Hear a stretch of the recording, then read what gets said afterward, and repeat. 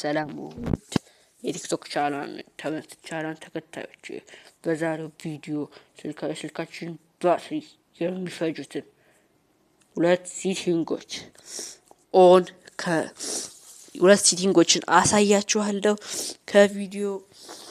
ወደ ቪዲዮ ከመግባታችን በፊት ላይክ፣ ሼር፣ ፎሎ ማድረግ እንዳይረሳ።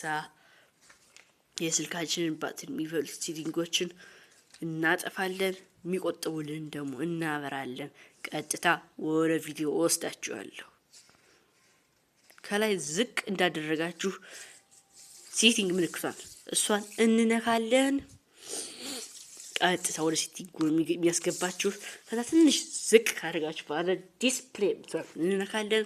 ቀጥታ ወደ ዲስፕሌይ እንገባለን።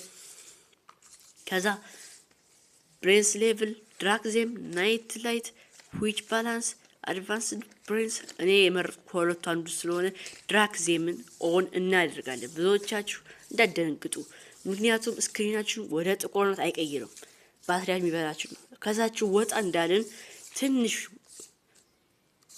እንወጣለን።